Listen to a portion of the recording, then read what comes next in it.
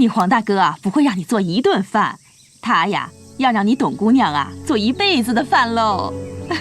大婶，你说什么呢？如果能永远吃到董姑娘做的饭，那真是我的荣幸。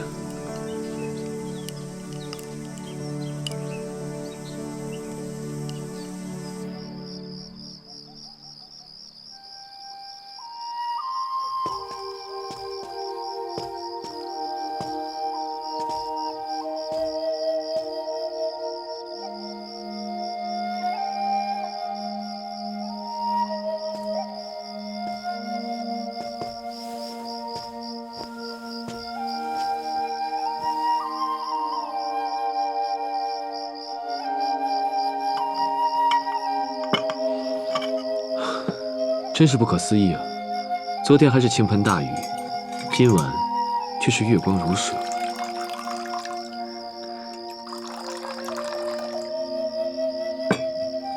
人有悲欢离合，月有阴晴圆缺，这人世间的事，本来就是说不定的呀。是啊，如果这次我不来江南办事，就不会认识董姑娘。说实话，这几日跟姑娘在一起，真是前所未有的愉快。家里那些烦心的事儿啊，全都一股脑的抛在脑后了，浑身真是难得的轻松自在。黄公子家里有什么难事吗？不瞒姑娘说，我6岁的时候，爹就过世了。虽然家业定下来由我继承，可我叔叔跟大哥却是一直觊觎，暗地里不知下了多少绊。最让我窝火的是，我娘虽然很疼我，却不得已委身于叔叔。什么？啊，我家久住于东北，有些习俗迥异于中原。那你叔叔对你好吗？好，特别好。我所有的事情都是叔叔为我安排的，甚至还逼我做了很多我不想做的事。但至少，你还有亲人在啊，已经比我幸福多了。亲人，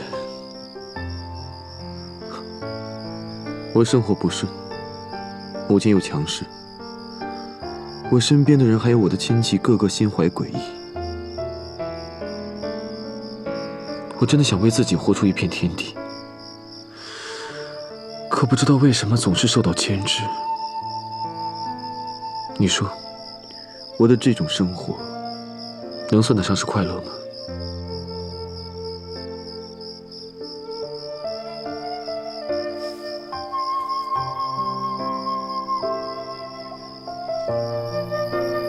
皇上和那姑娘聊得挺开心啊，我看也是。聊什么呢？睡觉去。哦，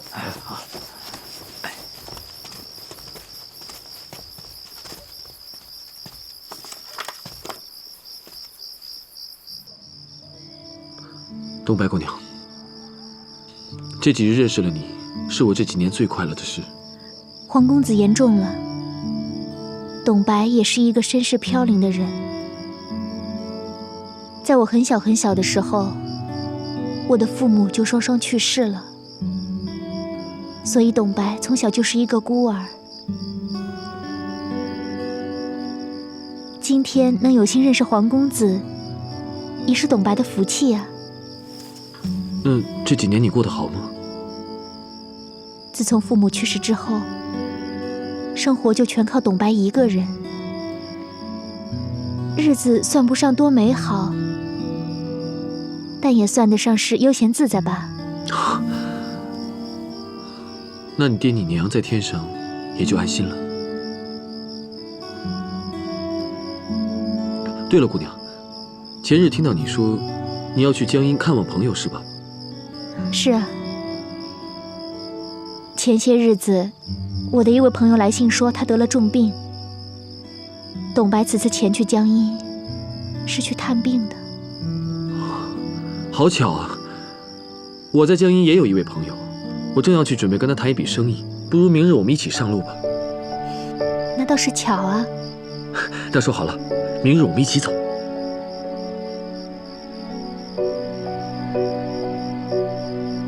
今晚的月色真美。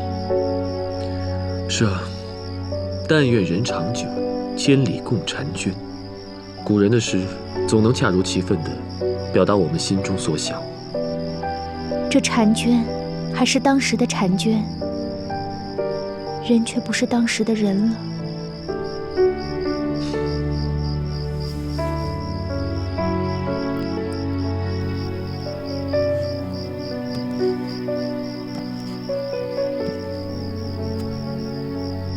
董姑娘真是性情中人。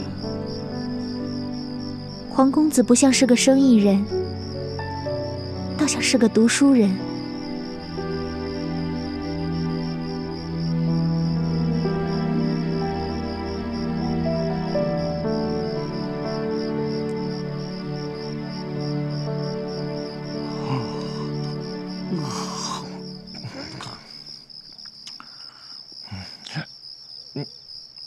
樱桃俩，皇上说想把姑娘进屋睡了，今晚估计没什么事儿了，要不咱俩也睡吧？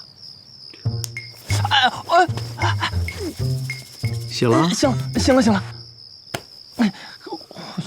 我告诉你啊，皇上睡了，咱们更加不能睡。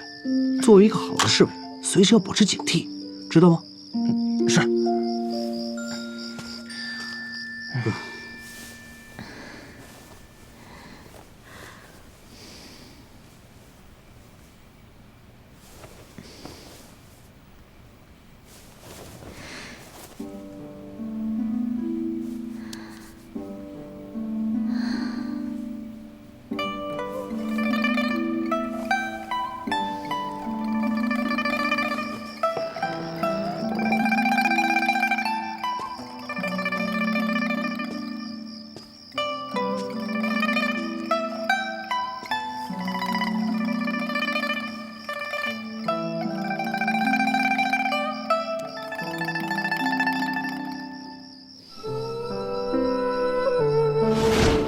人家跟你一点关系都没有，赶紧放了他！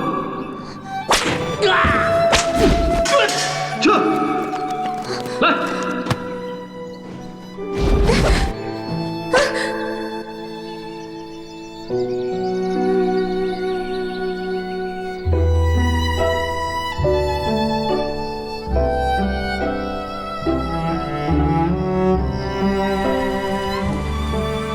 对了，姑娘，前日听到你说。你要去江阴看我朋友是吗？是啊，前些日子我的一位朋友来信说他得了重病。董白此次前去江阴是去探病的。好巧啊！我在江阴也有一位朋友，我正准备去跟他谈一笔生意，不如明日我们一起上路吧。黄公子，小婉知道你心怀善意，只是小婉身份卑微，终究不是同道中人，请原谅小婉不辞而别。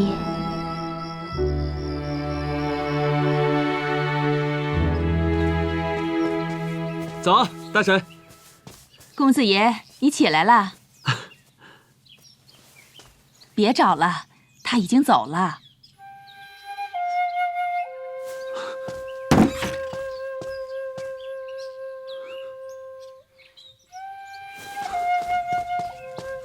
大婶，哎，董姑娘她去哪儿了？您知道吗？她一大早就走了，还问我要了水和干粮呢。那她有什么话留给我吗？她让我转告你，她有事先走了，叫你不要等她了，免得你麻烦。她真没说她去哪儿了吗？没有。哦，对了，是那个姑娘的，来，还是还给你吧。我带着不合适的。这是她给您的，我怎么能要呢？你拿着吧，人不在身边，就留着它当个念想吧。我去忙了啊。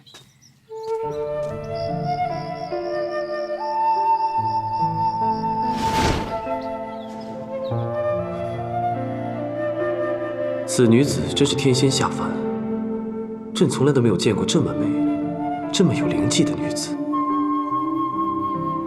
大少爷，是不是觉得眼前一亮？岂止是眼前一亮啊！你黄大哥啊，不会让你做一顿饭，他呀，要让你董姑娘啊做一辈子的饭喽。大婶，你说什么呢？如果能永远吃到董姑娘做的饭，那真是我的荣幸。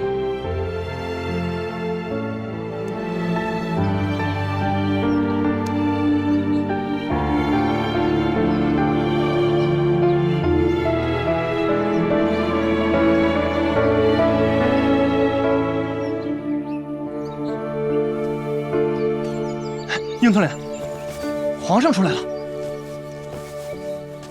备马，准备迎驾。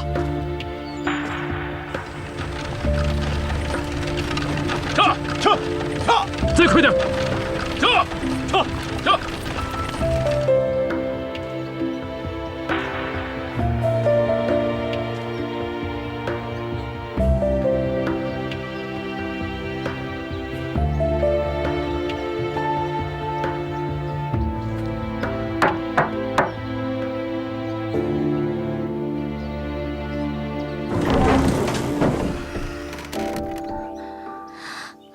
小婉，平君，你怎么来了？平君，你不是得了重病吗？怎么？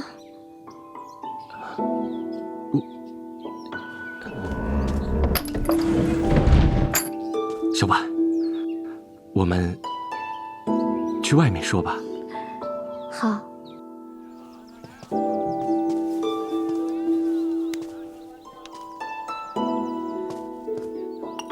平君，你看起来不是好端端的吗？为什么要在信中称自己重病呢？啊，不是，是我前段时间确实病重，所以才托人带信给你。我从吴妈那儿要了3000两银票，怕你急用，你先拿着，拿着。小婉，我对不起你。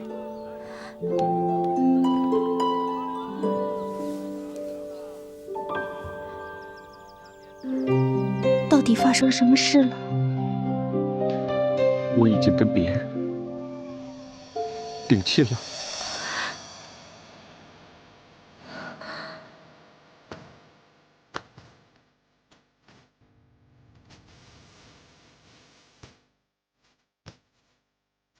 董小婉没进孟家的门，她跟孟公子去了茶楼。这个孟公子不是得了重病吗？怎么突然又能随意走动呢？我父亲以死相逼，要我跟他多年的好友龚伯父的女儿结婚。他家境殷实，只有一个独生女。如果我们两家能结成亲家，那我们孟家就得救了。小婉，我孟平君再无用，也不能不孝啊。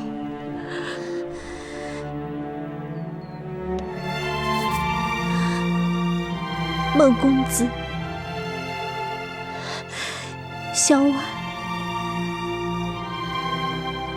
告辞。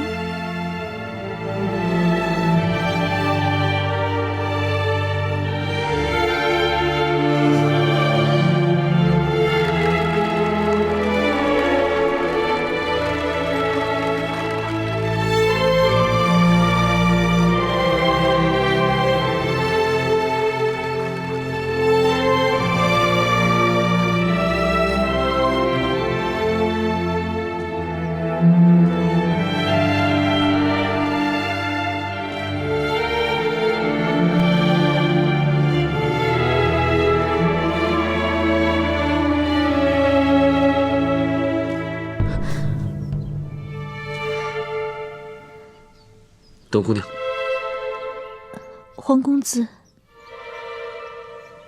董姑娘可否找到要找的人？董姑娘，你怎么了？皇公子，我还有事，我先走了。董姑娘，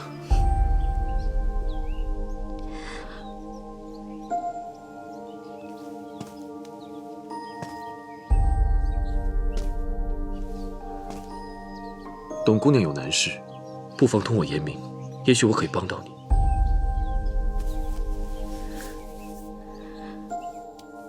多谢皇公子，这事谁也帮不了我。哼，那可不一定。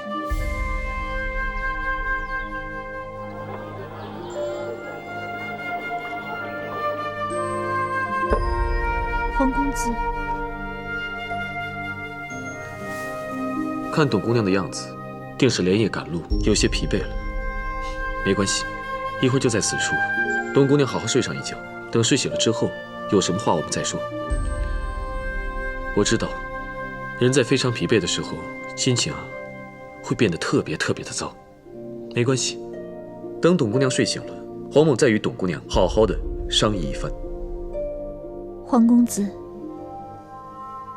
其实也不妨直言，董白确实遇上不快之事。前日，我不是跟你说要来江阴看望重病的朋友吗？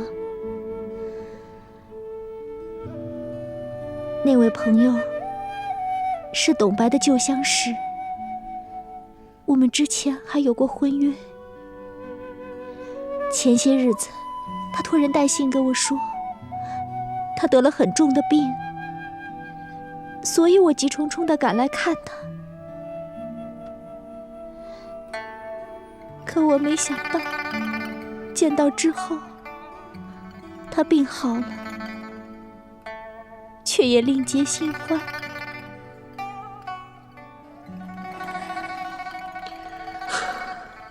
看来这位公子实在是没有福分呢。董姑娘，不必为此感到伤心吧。上天不让你跟他在一起，那是因为你配得上更好的人。或许公子此话不假吧，可董白要真有公子说的这般通透，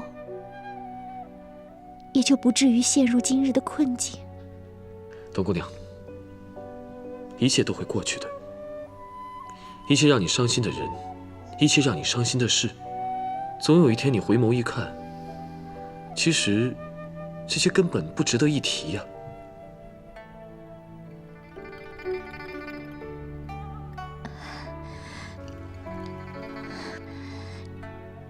董白今日之事让公子见笑了。公子说要来江阴找人，找到了吗？我那位朋友，他去进货了，没在江阴城。我不准备等他回来了，明日我就想跟董姑娘一起回江宁城。这次，董姑娘可不能再不辞而别了，好吗？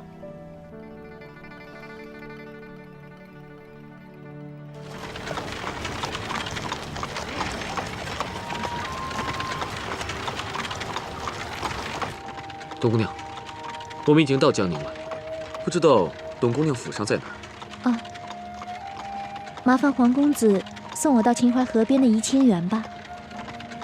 怡清园？是。董白其实还有个艺名叫小婉，小婉是怡清园的歌女。他日若黄公子有空，就来怡清园听小婉唱曲儿吧。好。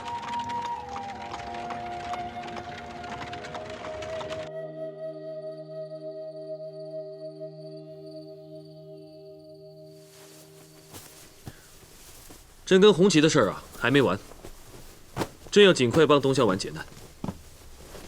皇上，你想替董姑娘解难，那不是一句话的事儿，一声令下，把洪山父子抓起来不就得了？朕不能轻易暴露身份。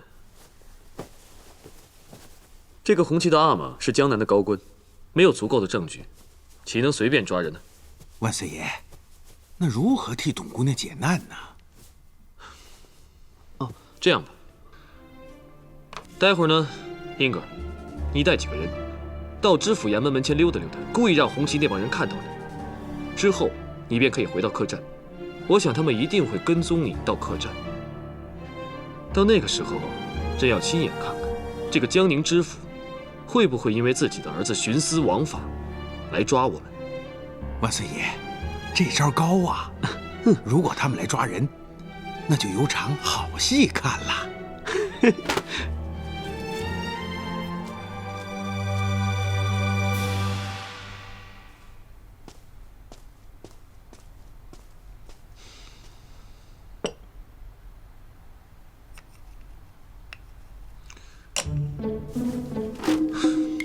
朕明日一定要去怡清园看看董姑娘。万岁爷，奴才多几句嘴。万岁爷江南之行，我们还有好多日程没有安排。这次去江阴保护董小宛，又耽搁了几日。要我看呐，还是等回来再去看她吧。瞎说！江阴之行意义重大，岂能说耽搁？是。皇上，那个混账公子果然来了。好，大胆！见了本官，为何不跪？为何要跪？说，是你们打的人吗？没错，是我们打的。好，你们承认了，竟敢在光天化日之下施暴打人，真是胆大包天。你儿子挨了2次打，大人不知道吧？什么？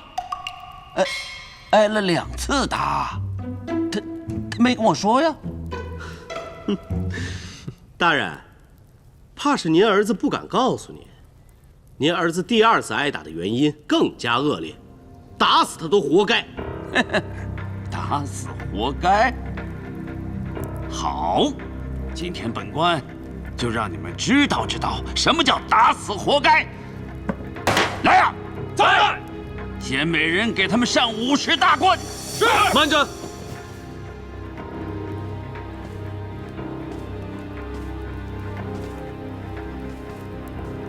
大人，您竟然不问情由，就公然为您那个混账儿子公报私仇。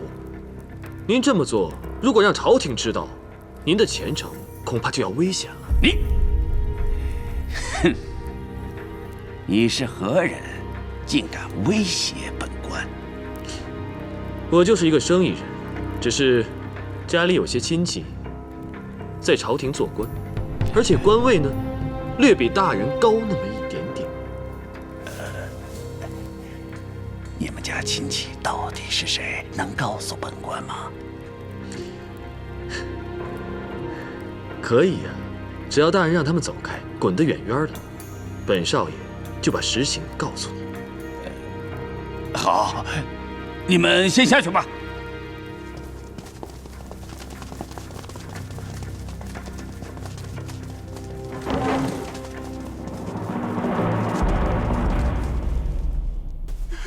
奴才该死！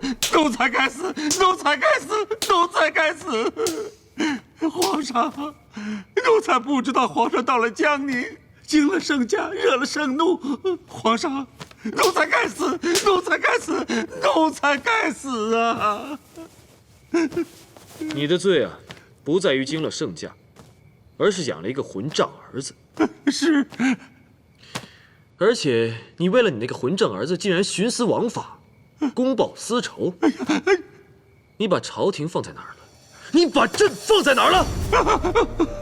皇上恕罪。朕早就有旨，严令各地方官员，尤其是满蒙官员，一定要管束好自己的孩子，绝不能让我们的八旗子弟成为恶少恶霸。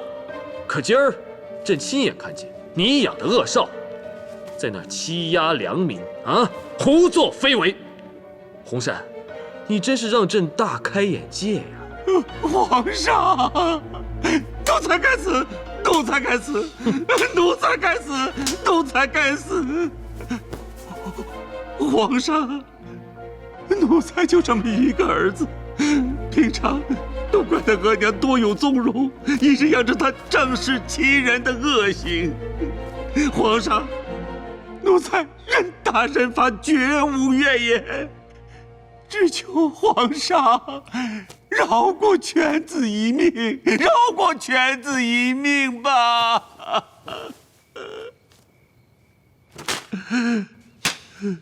你又错了，朕会为这件事情杀人吗？虽然你养了一个混账儿子，可他并无命案，罪不致死。但是他第二次作恶更甚，所以必须要严惩不贷。谢皇上不杀之恩。洪山，朕此次来江南是微服私访，就连你的顶头上司鄂硕都不知道朕已经到了江南，所以你不可以对任何人，包括鄂硕，透露朕的事，明白了吗？奴才明白，奴才明白。至于你那个混账儿子嘛，从今日起把他关在家中，一步也不许出去，等候裁处。奴才叩谢皇上。谢皇上。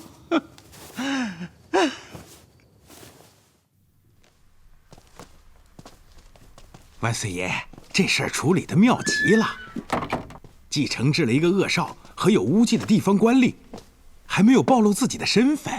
刘公公说的对，最重要的是把那个混账公子关起来，他就再也不能去骚扰小婉姑娘了。你们知道朕现在最想做的是什么吗？就是马上看到董小婉，听她说话，看她笑的样子。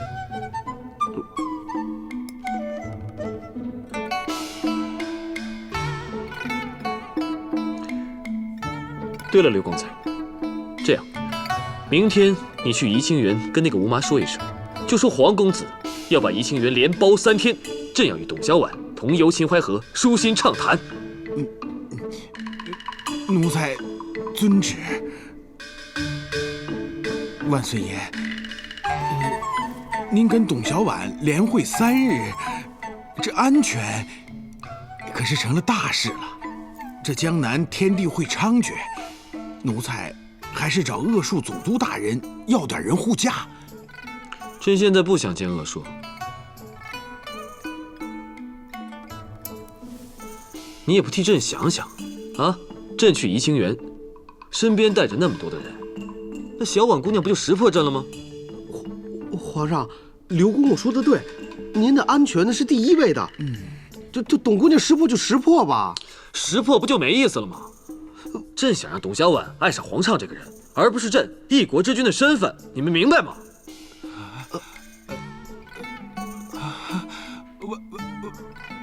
万岁爷，您这意思是，已经爱上小婉姑娘了？这也太快了吧！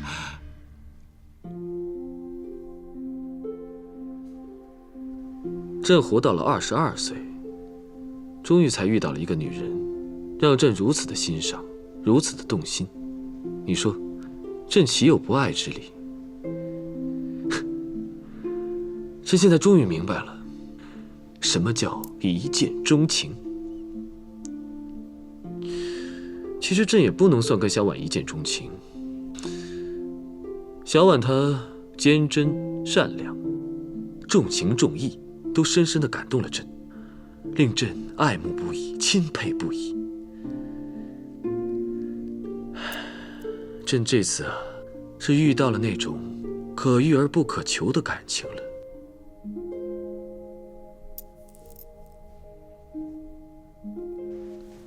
小婉，哎呀，吴妈，哎呦，小婉呐，你回来，妈妈就踏实了。妈妈，您先坐。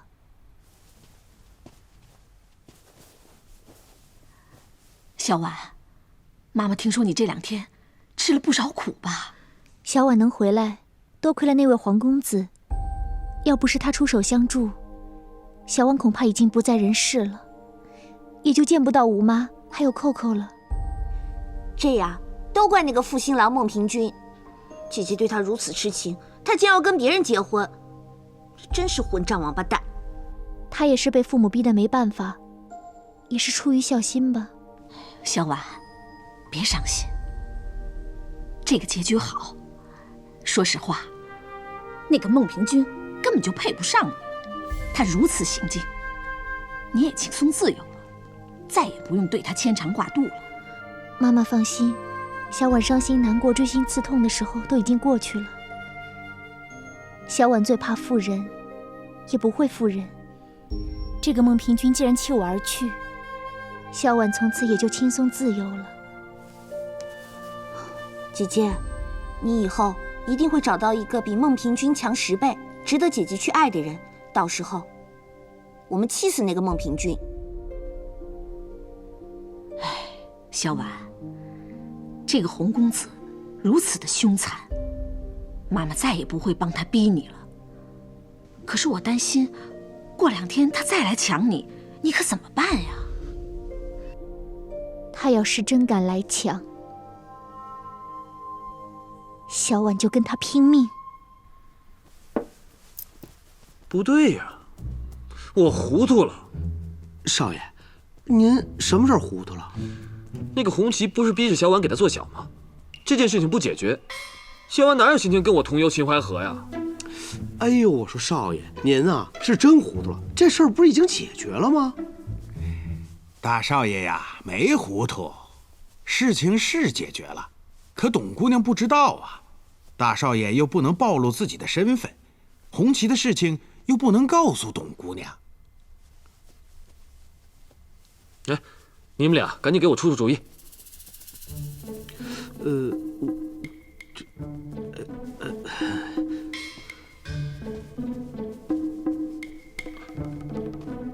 有了，小强子，明天你去通知那个洪善，就跟他说，由于他儿子的恶劣行径，让董姑娘非常不高兴。明天让他必须带儿子亲自去给董姑娘赔礼道歉，挽回他的恶劣影响。是。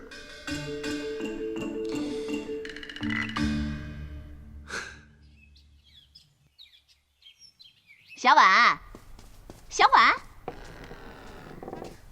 吴妈，什么事啊？小婉，就你那位黄公子来了。是吗？在哪儿？黄公子，黄公子。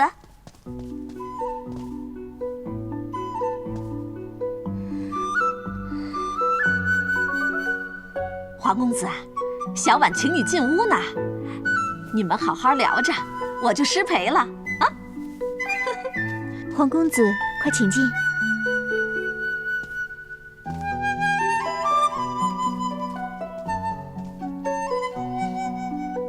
终于有缘进入董姑娘的房间，在下真是感到万分荣幸。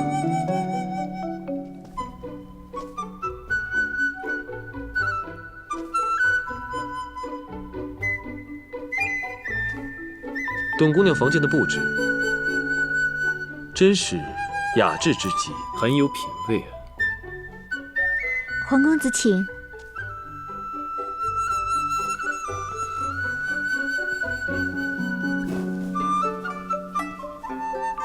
黄公子就不用客气了，既然都是朋友了，这些客套话就免了吧。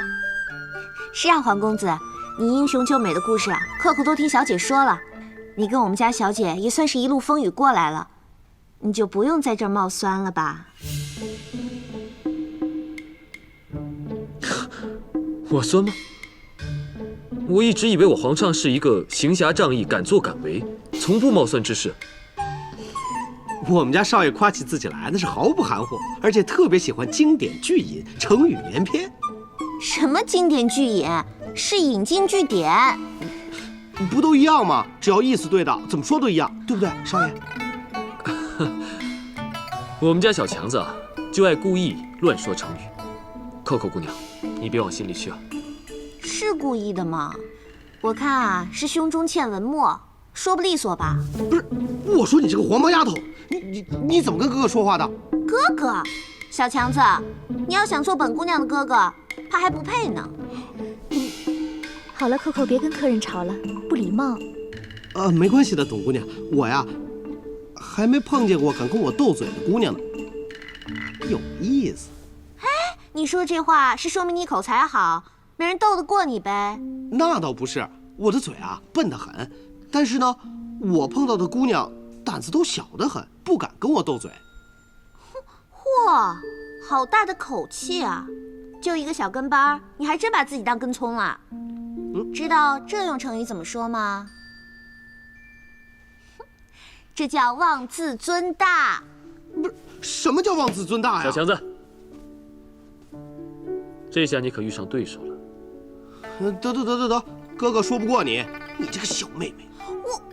什么小妹妹？董姑娘，本姑娘今年19了，你应该叫今年方姐。龄不到20了。哎，不礼貌啊！怎么可以随便打听我们家小姐芳龄？嘘，没事，可可。哎，黄公子，我来。说起年龄，小婉今年已经22岁了。不过小婉生在岁末，不知道公子今年年龄几何？我与姑娘同年，这么说来，我只比董姑娘大半岁。可看起来，你要比我小很多。黄公子并不显大，我倒觉得黄公子看起来还有些调皮任性呢。那是在董小姐面前，您不知道，我们家少爷在家里面处理生意事务的时候，那份稳重成熟啊，看着都让人害怕。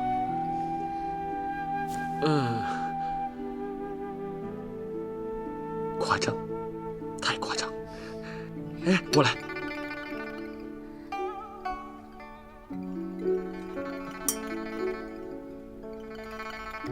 谢谢黄公子。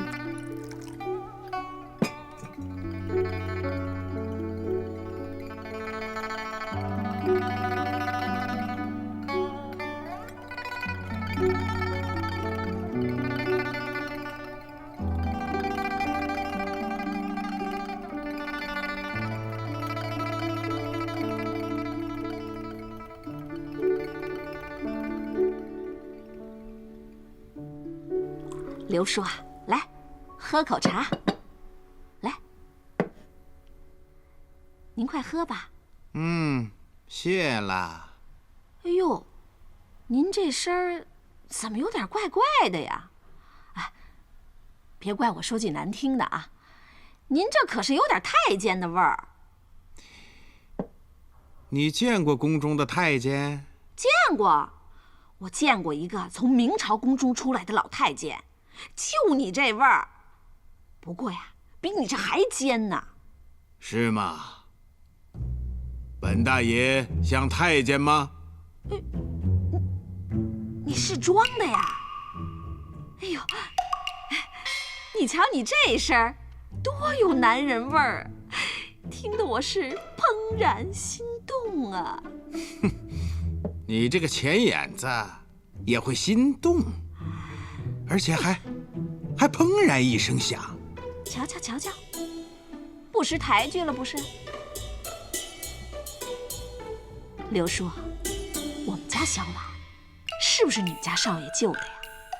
我们家少爷就是那种做了好事也不愿意让人知道的那种。实际上，我早看出来了，你们家少爷看上董小婉了。哎呦，你还真是火眼金睛啊！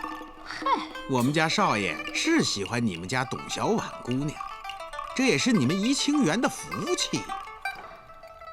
要说吧，你们家少爷更懂得小婉，不像那个红旗公子，就知道霸王硬上弓，哪像你家少爷啊，懂得怜香惜玉呀。哎，回去给你们家少爷说啊，只要他把银子备足了，随时可以赎我们小婉，我一定成全他。哼，你就认识钱。哎，你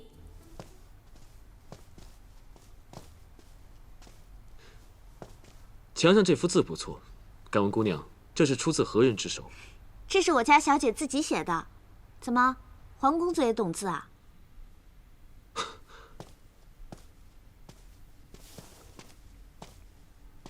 哎呀，太不可思议了！朕以为真只以为董姑娘的歌舞戏曲那是无以伦比，可没想到董小姐的书法也如此的了得呀！朕啊，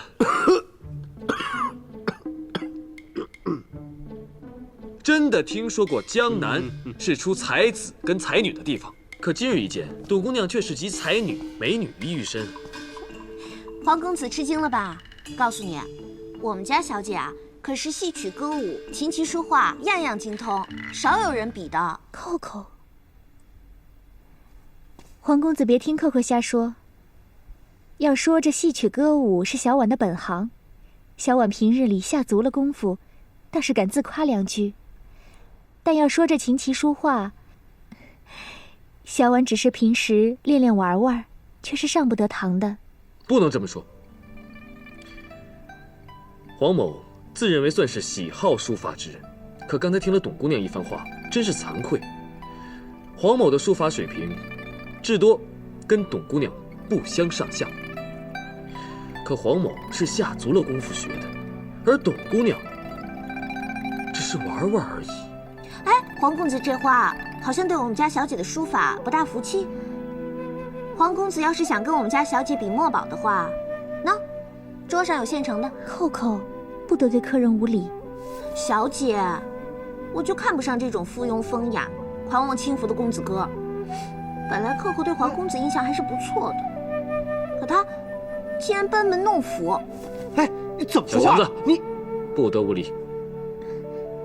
好啊，这么说，扣扣姑娘今天非要逼黄某献丑不可了。黄公子如果真的想赐教墨宝，那就请到书房吧。恭敬不如从命。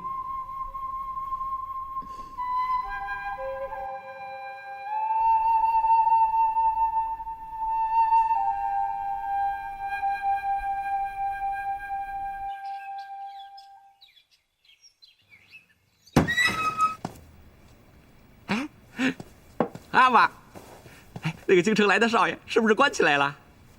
啊，关起来啊？阿玛，您是不是没少发的银子呀？我看得3万，不，得5万。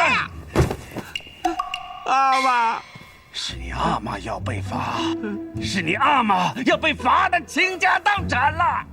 阿玛，您干嘛要打我呀？哎呦，我问你，你不是说董小婉同意你替她赎身做你的小老婆吗？人家根本就没同意，你害死你阿玛了！哼！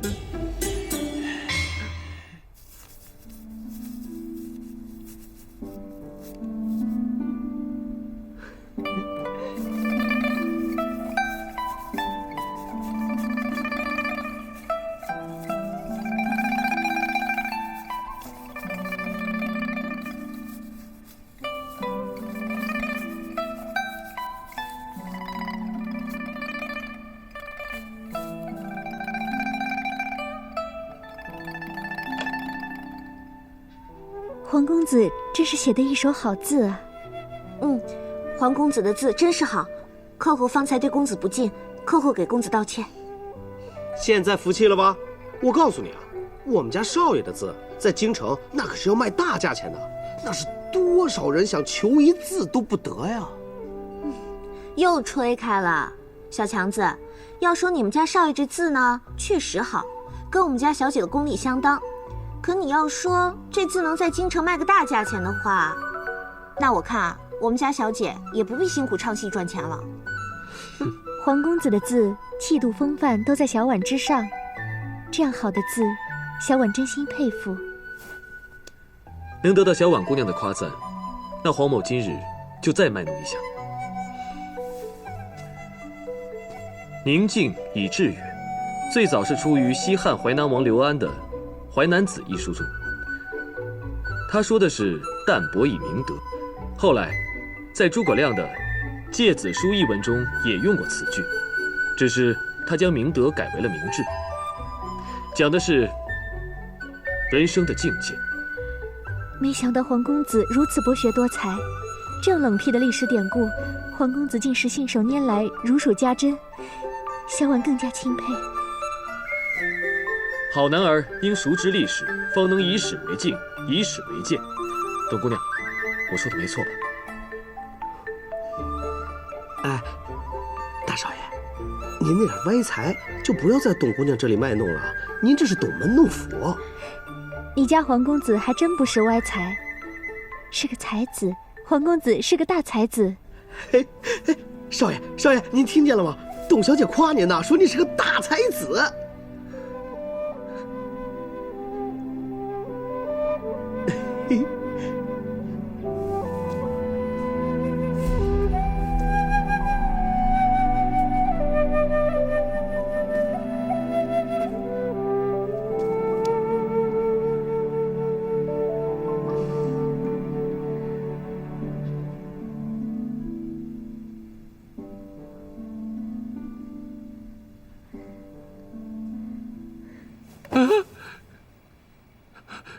您是说，京城那个少爷是当今皇上，打我的是皇上的侍卫统领，怪不得他们武功那么高呢。你给我听好了，待会儿我们去给董小宛赔罪，阿玛跟你一块儿去。你给我记住了，皇上到江宁的事，千万不能对别人漏一句，要做出对此事毫不知情的样子。到了戏园子，你就对着董小宛猛劲儿的磕头，一定要磕出几个血包，来显示你的诚意，也显示你阿爸的清白啊！阿妈，要磕出血包，那不得疼死儿子？磕出几个血包，才能减轻你的罪过，也才可以减轻一点对你阿妈的惩罚。你说怎么养了你这么孽种啊？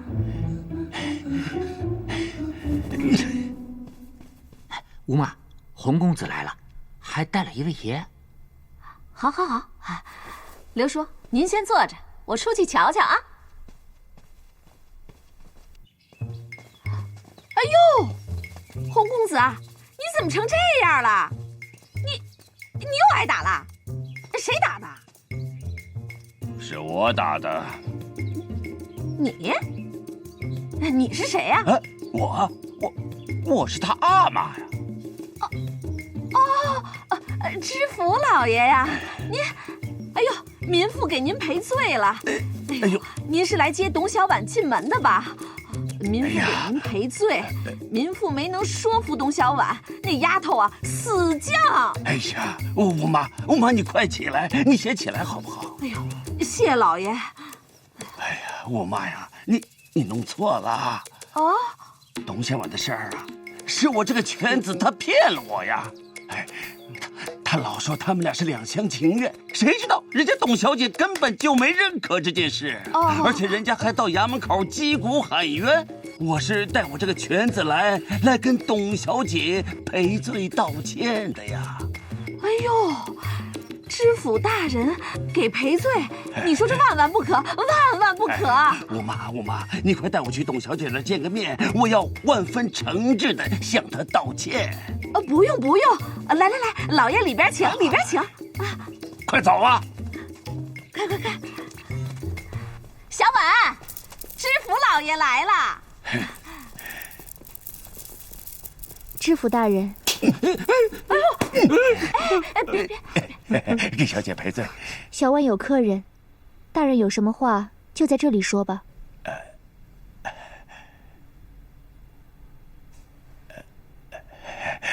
是这样啊，董小姐，我的犬子在戏园子里头耍横使霸之事，惹您生气了，更有追赶小姐、强进门的恶劣行径，我呀，暴打了他一顿，这是特意带他来向小姐赔罪道歉的。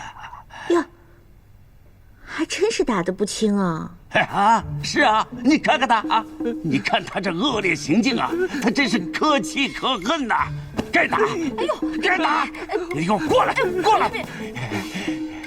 知府大人，您不知道，您这儿子真是罪大恶极，他甚至想要我们家小姐的命呢！啊，是吗？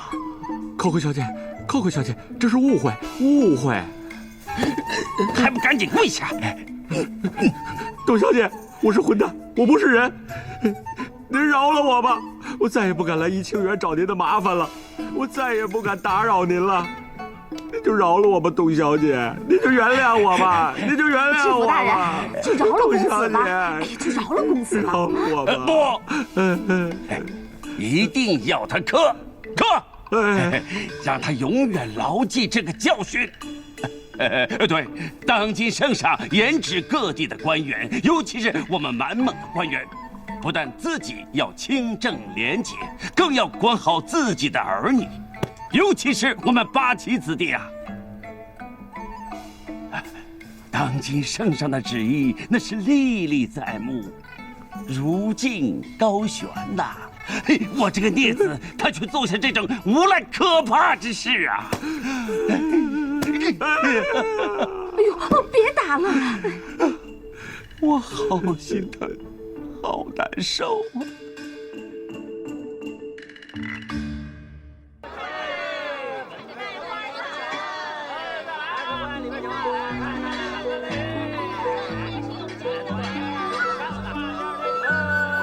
没想到这事儿这么快就解决了，而且还是知府大人亲自带红旗来道歉，我真没想到啊！这只能说明啊，大清的官员还是好得多。你说的有道理，去那边看看。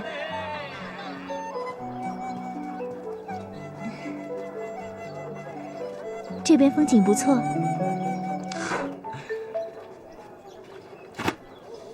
看来啊，这个顺治小皇帝还不是一个昏君，至少他还懂得一点勤政为民和必须要严管各地方官员的道理。黄公子这样评说顺治皇帝，倒好像是太轻飘了些。小婉听江南的百姓都说，当朝天子虽然年轻，但他十分有才华，他精通汉人的诗词文化，而且对满蒙官员非常严厉，是一位十分清汉而且勤勉朝政的好皇帝。小婉还听说，他呀有一位非常厉害的母后。哎，这个你说的太对了。在下在京城也略有耳闻，这个大清的皇太后啊，她可是一个极其厉害的人物。哎，邓姑娘，那边景色不错，我们去那边看看吧。好啊，请。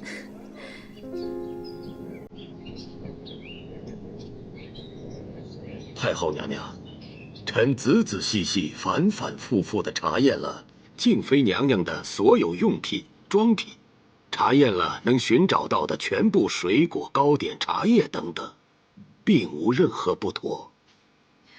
怎么，哀家让你查这段时日在慈宁宫花园内的死蝴蝶，也没有发现一点线索？正是，每只蝴蝶都无异常。倘若蝴蝶身上带毒，臣用的法子，立刻就能查验出来。怪了，哀家回忆那日花园的情况，只觉得用毒蝴蝶传毒的可能性最大。姑姑，兴许这个毒蝴蝶已经飞走了呢。金太医，你先下去吧。臣告辞了。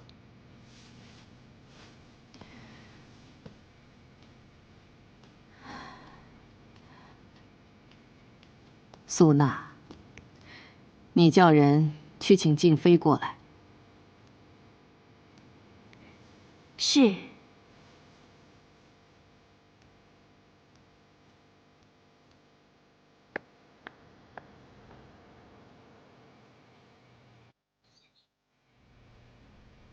国珍，孩子的事你不要多想。你瞧你这段日子清瘦了不少，笑容都没了。额娘看着都心疼了。臣妾让皇额娘挂心了，臣妾真是罪过。臣妾是怕皇上他要是知道以后，他一定会很难受的。都怪臣妾自己不争气，我竟然没有保住皇上的孩子。每次一想到这个，你生性纯良，进宫1年多，晋升正妃才半年，你尚且还不知道后宫的深浅凶险。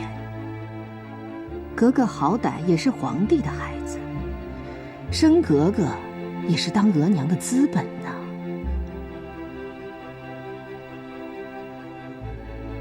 果真，额娘对你说的话，你要嘴紧，不可以对任何人说起。皇额娘，请放心，臣妾虽不善心计，但臣妾的嘴巴是极严的，就算皇上有些事，也愿意对臣妾说。金太医查遍了你所有用过、吃过的东西，都没有找到这种蛇毒，因此额娘怀疑，也许是3月3日赏蝴蝶的时候，停在你嘴唇上面的蝴蝶有问题。皇额娘是说蝴蝶有毒？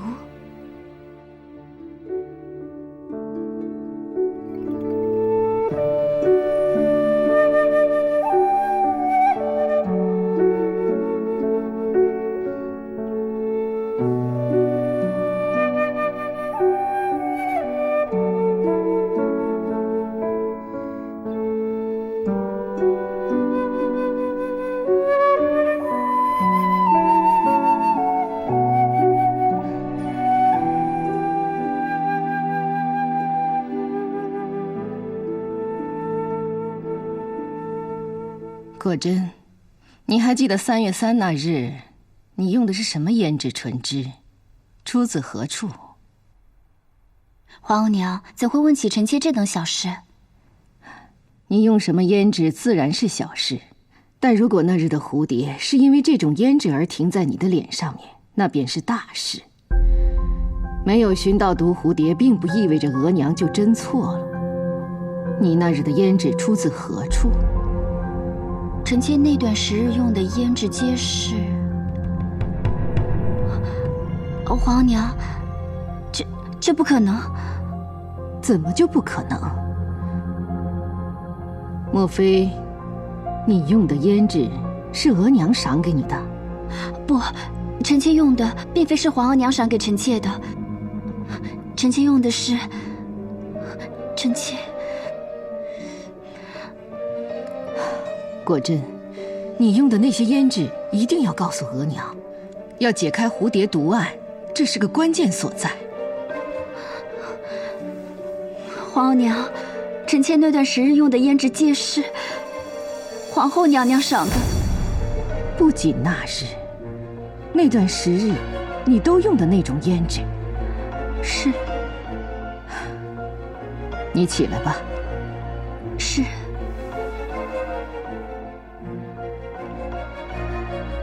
苏娜，你到果真的宫里面，将所有胭脂拿过来，帮她涂厚点儿。是。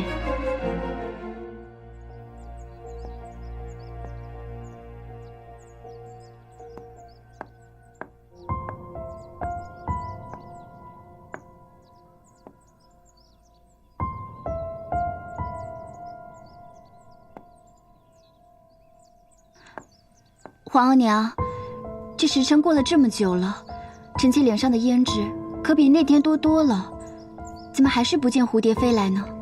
不错，姑姑，咱们做的时辰也够久的了。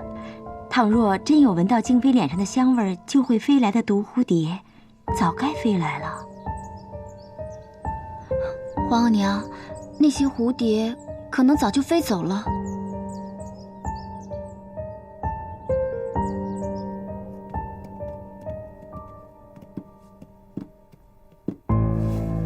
皇后娘，臣妾真是该死，臣妾不应该将皇后娘娘都牵扯进来。果真，事关皇后，而且并无证据，这件事绝对不能泄露半点风声，明白吗？臣妾明白，只是臣妾不相信皇后娘娘会为之。起来吧。是。蝴蝶之事就暂时别提了。你也不可太轻信于人，小产之事，想必也能让你明白后宫的凶险。往后你就要处处小心，保护自己。臣妾多谢皇额娘关心。臣妾知道，臣妾的阿玛战死沙场后，皇额娘和皇上一直对臣妾格外疼惜。臣妾已知足。果真，你如此说也不全是。皇帝和额娘疼你，固然有你阿玛的原因，但更重要的是你温厚孝顺。从今日起，孩子的事你别再想，你要赶快恢复起来。你只有18岁，身体又好，最能生孩子之时。如今皇帝只有2个阿哥，额娘盼望你能多给皇帝生几个孩子，最好再多生2个阿哥。臣妾请皇额娘放心，臣妾一定会为皇额娘还有皇上多生孩子。臣妾一定要生下阿哥。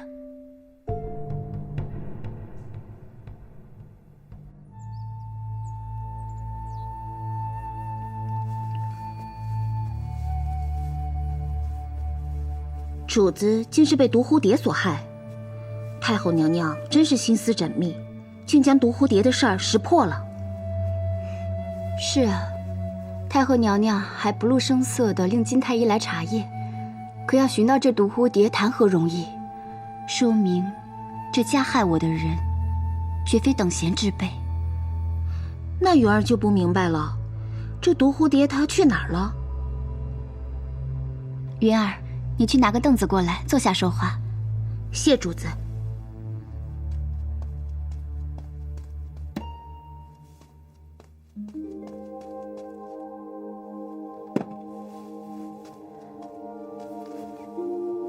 云儿，你想，这下毒之人只要心思细腻点，想让那几只毒蝴蝶销声匿迹，这还不容易吗？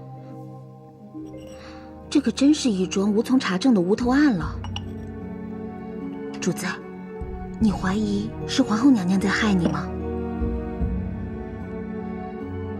兴许是皇后娘娘，可是也不排除其他几位嫔妃的可能。不过，这几只毒蝴蝶可是帮了本宫的大忙了。唉，这2日跟小婉游秦淮河，真是朕平生最畅快之事啊！哎，大少爷，明天第3天了，咱不会还有秦淮河吧？哎，你说对了，明儿还是秦淮河。啊，江宁这么多好玩的地方，大少爷天天秦淮河不腻吗？不腻啊。小婉喜欢，朕就喜欢；小婉高兴，朕就高兴。不对吧？我不信，肯定有别的原因。当然了，秦淮河离怡清园比较近，小婉要按时回园，朕不想她太累了。万岁爷对小婉姑娘的心思真够细的呀。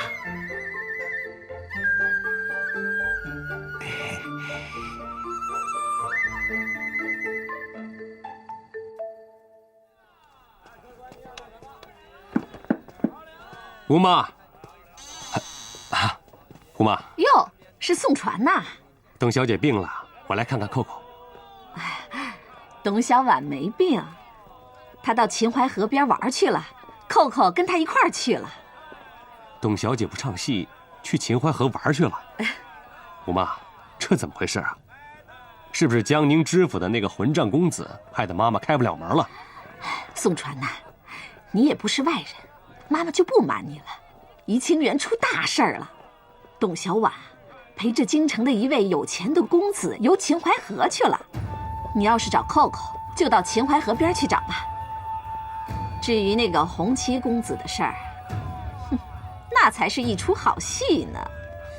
哦，姑妈，那我就先告辞了。哎，我们都游了3天的秦淮河了，皇公子还没油腻？不腻，当然不腻了。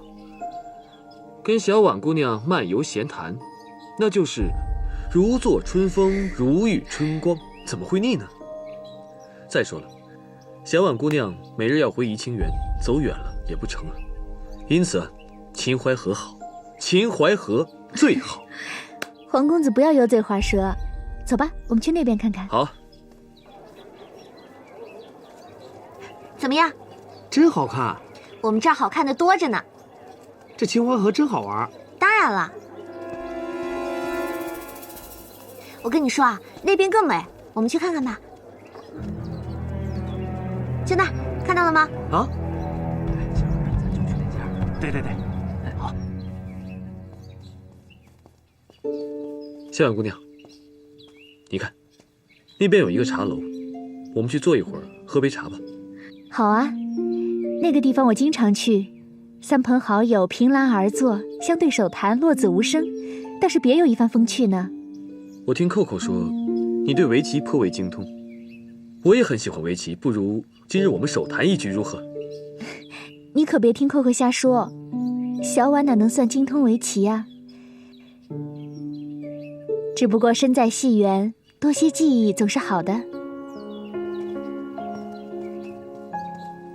请，皇公子请坐。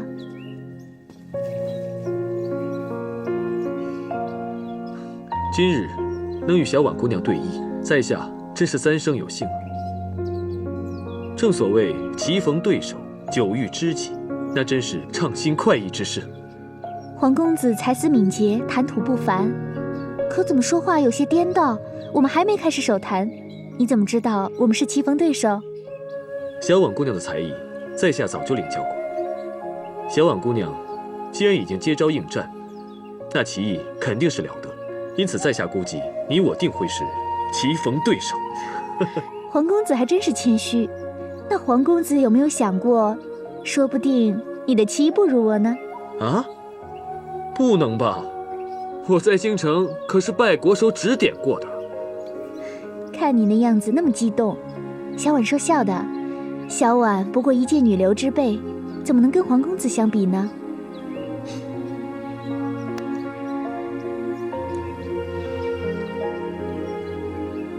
小婉，咱们下棋取个风雅，下个注怎么样？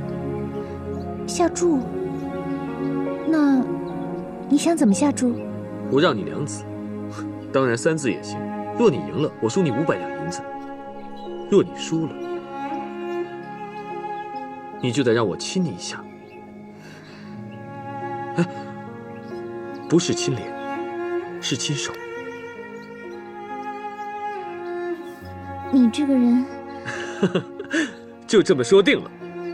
来，既然下了注，那我执黑已有先手，你就不必再让2子，否则怎么叫棋逢对手呢？那怎么行？我必须得让你2个子。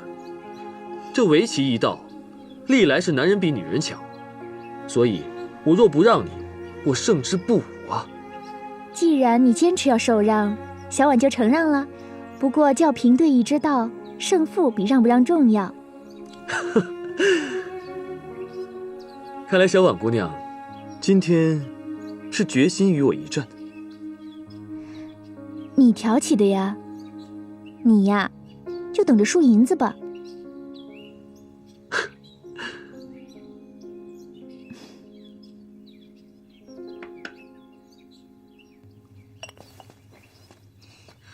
刘二叔，小姐这棋他们要下到什么时候啊？她还要回戏园，还有不短的路呢。你急，我比你还急呢。没看见那黄少爷又手谈上了吗？哎，二叔，您过去看看少爷吧，别再让他们下第2局了，那得下到月亮出窝啊。小强子，嘿，你怎么不去呀？那下围棋的人啊，最烦人打扰了。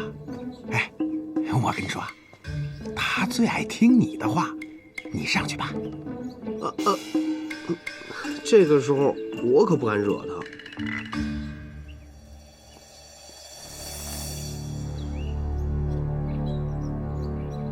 哎呀，这江南的景色，扣扣一起的年轻人，我在怡清园门口见过一次。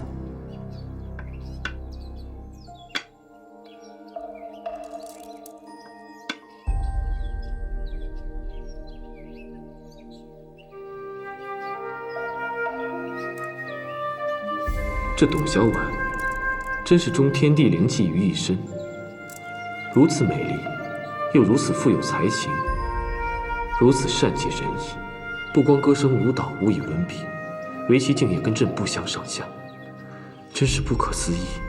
这个女人，才是朕梦想中的女人。哎，该你啦。哦，我在想，哎，你这一子下得好厉害呀！知道厉害了吧？这自古以来，围棋高手都处在江南，小婉也是拜过名师的。厉害归厉害，不过朕以为，正如古人所云，谁笑到最后，才算笑得最好。公子怎么又说疯话？二叔啊，您不是也懂围棋吗？以前还教过大少爷下棋呢。您过去给少爷支支招，赶紧完事儿得了。这得罪人的事儿你躲了？我又不会下围棋，我只会下象棋，去了也支不了招啊。哎，你会下象棋啊？啊，我也会啊。真的，Coco？是啊。哎呀，Coco，你说咱俩太有缘了。哎，伙计，拿副象棋来。好嘞，快。哎，佛说我不下地狱，谁下地狱？行了，别吹了。是刘公才，刘公公，刘公公义庄到了江南，难道顺治皇帝也来了？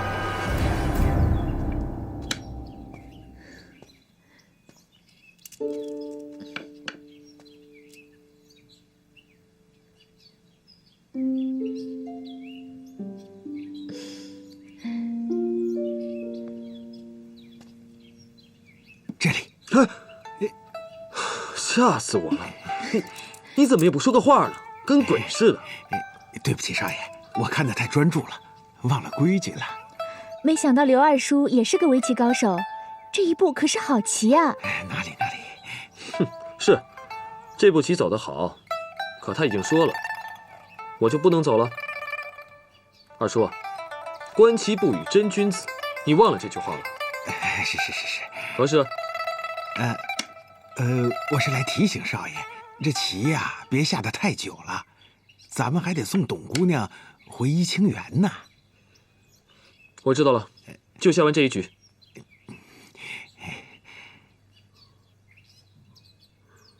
刘二叔，你去给我准备500两银子。今儿啊，我跟小婉姑娘这盘棋，我下了注的，看这意思，我是要输了。下注了？还下这么大的注啊！刘二叔，你别紧张，黄公子是在说笑呢。咱们呀，没下赌注。哎，下了赌注就是下了赌注，输了就得认账，君无戏言。君无戏言？黄公子什么时候成了皇帝了？君子一言既出，那是驷马难追啊，所以叫君无戏言。姐的倒是有新意。董姑娘，我们家少爷聪明着呢。少爷，没想到今天您这么有雅兴，下注500两银子啊，这个咱没准备呀。这你也用得着跟我说吗？没准备就去准备啊。小婉姑娘，看这盘棋啊，咱们真的是棋逢对手。不如这样，明日你若还有兴致，咱们不如好好的下他一天。明日还下一天，这个……大少爷，咱们来江宁都第9天了，咱们也该进货了。再不进货，这银子都没了。你有完没完？找骂呢？黄公子，要不这样吧，你先去办正事，正事办完了我们再约。你也别骂管家刘二叔，他也是为了你好，你看把他吓的。好吧，既然小婉姑娘出来说情，那我就不说刘二叔了。二叔，咱们皇家在江宁不是有分号吗？去那儿取就是了。对了，取钱归取钱，可别把人给我招来。好，我立刻去办，立刻去办。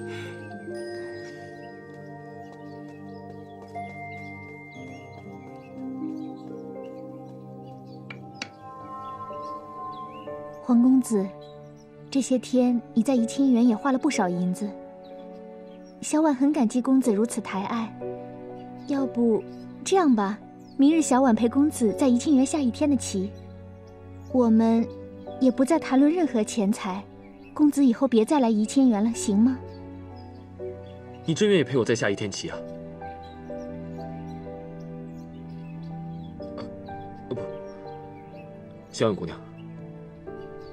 银子的事情归银子的事情，我不想让你为难。我看，还是按照你们怡清园的规矩来吧。公子这又是何必呢？小婉也不是爱财之人，若不是身不由己，小婉不会收公子一钱银子的。这事就这么定了吧？吴妈那儿我去说。来，先不说银子的事儿，先把这盘棋下完，小心你要落败喽。刚才说让你干嘛，你还不愿意？谁让你让？那你走啊！干什么呀？走啊！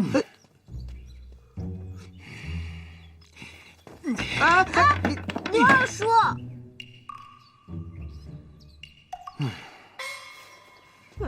哎呦，二叔这脸色，挨骂了。皇上，皇上下注了。让二叔给他弄钱去。班长，哎，你陪二叔去吧。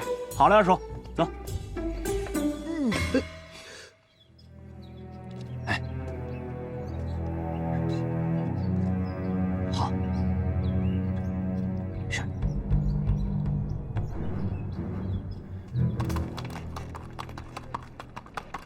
站住！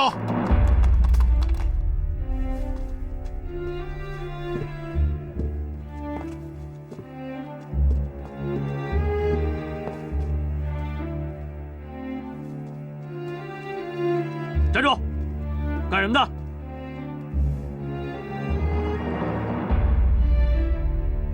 大人，请。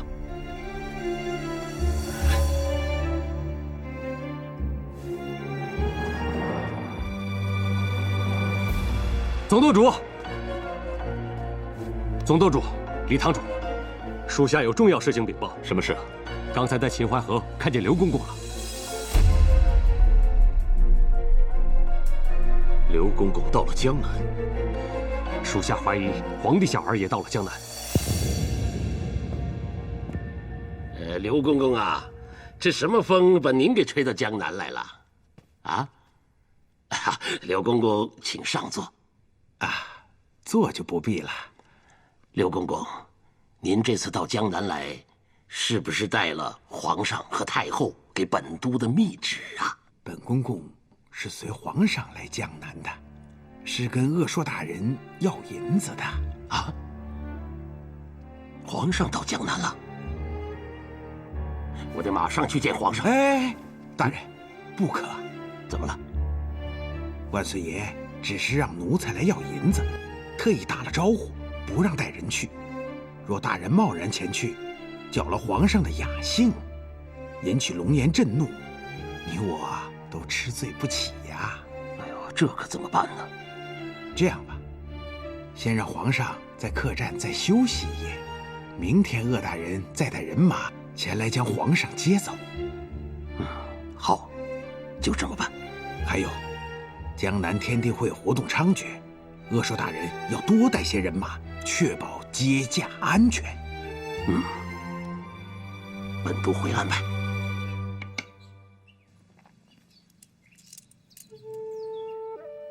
皇公子一出一子昏招，我若趁机围追截杀，他必败无疑。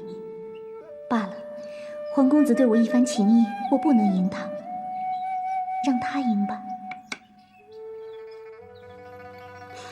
董姑娘，你刚刚可是错过了一个大好的机会啊！